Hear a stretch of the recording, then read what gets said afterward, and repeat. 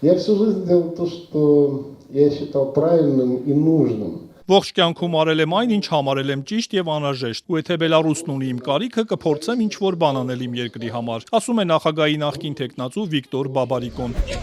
Մոտ 5 տարի կալանավայրում անցկացնելուց հետո նա շաբաթ ազատ էր արձակվել 122 այլ քաղբանտարկյալների հետ, որոնցից շատերն անազատության մեջ էին հայտնվել 2020 թվականի նախագահական ընտրությունների արդյունքները վիճարկող ցույցերի ժամանակ։ Բելարուսի նախագահ Ալեքսանդր Լուկաշենկոն նրանց ազատ արձակեց Միացյալ Նահանգների հետ ձեռք բերված գործարքի շրջանակում, որով վերացվեցին Բելարուսի կալիումի արդյունաբերության նկատմամբ պատժամիջոցները։ Վիկտոր Բաբարիկոն, որը ձերբակալվել էր 2020 թվականի հունիսին իր թեկնածությունն առաջադրելու մասին հայտարարելուց հետո եւ փողերի լվացման ու կոռուպցիայի մեղադրանքով դատապարտվել 14 տարվա ազատազրկման, 3 Ուկրաինայում հրավիրված մամուլի ասուլիսի ժամանակ հայտարարել է, որ չի զղջում այն ժամանակ կայացրած որոշման համար։ Մարտահրավեր նետելու Լուկաշենկոին, որն իշխանության է արդեն ավելի քան 30 տարի։ Решение было правильно в момент его принятия. Որոշումը ճիշտ էր այն պահին, երբ այն կայացվեց։ 2020 թվականին մենք արեցինք այն, ինչ կարող էինք անել։ Ես չեմ զղջում արածիս համար։ Մենք չպարտվեցինք, մենք հաղթեցինք։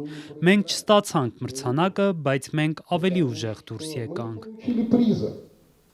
но мы оказались сильнее. Ընդդիմության առաջնորդներից Մարիա Կոլեսնիկովան, որը ձերբակալվել էր 2020 թվականի սեպտեմբերին եւ դատապարտվել 11 տարվա ազատազրկման, իշխանությունը զավթելու եւ ծայրահեղական գործունեության մեղադրանքով, հայտնել է, որ բնակություն կհաստատի Եվրոպայում ու մտադիր է առաջիկա ամիսներն անցկасնել ընտանիքի հետ եւ զբաղվել իր առողջությամբ։ Ընդդիմադիր գործչին ձերբակալությունից մեկ օր առաջ առևանգել էին եւ ստիպել մեկնել Ուկրաինա, сакայն սահմանին պատռել էր անձնագիրն ու մնացել Բելարուսում։ Կոլեսնիկովան հիմա վստահեցնում է, ոչ մի վարքյան չի ափսոսում իր որոշումների համար։ Нет, я ни о чем не жалею. Ոչ մի բանի համար չեմ զղջում։ Կան ժամանակներ, երբ դու ստիպված ես դժվար ընտրություններ կատարել։ Ես պաշտպանել եմ իմ արժեքները եւ ես միայնակ չեմ, մենք շատ ենք։ Таких я не одна, нас очень много.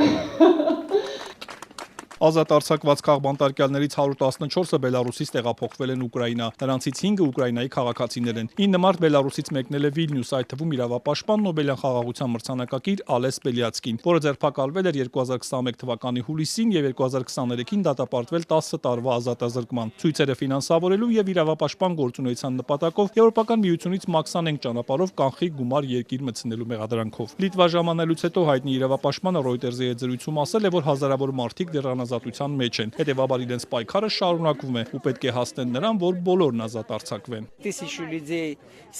Հազարավոր մարդիկ բանտարկվել են եւ շարունակում են բանտարկված մնալ։ Մեր գործընկերները, իմ գործընկեր Վալիանցին Ստեփանովիչը, որը իրավապաշտպան է, նույնպես մնում է բանտում, չնայած իմ ազատ արձակմանը։ Հետևաբար մեր պայքարը շարունակվում է։ Գերմանիայի ներքին գործերի նախարար Ալեքսանդր Դոբրիտն այսօր հայտարարել է, որ Բերլինն արագացրած կարգով ապաստան կտրամադրի Մարիա Կոլեսնիկովային եւ Վիկտոր Բաբարիկոին։ Վիասնա իրավապաշտպան խմբի տվյալներով Բելարուսում 1100-ից ավելի քաղբանտարկյալ կա, այդ թվում լրագրողներ եւ ակտիվիստներ։ Եվրոպական միությունը, Միացյալ Նահանգները, ՄԱԿ-ը, նաեւ այլ կազմակերպություններ քանիցս դատապարտել են Բելարուսին ընդդիմադիրներին բանտարկելու համար, պահանջելով ազատ արձակել նրանց։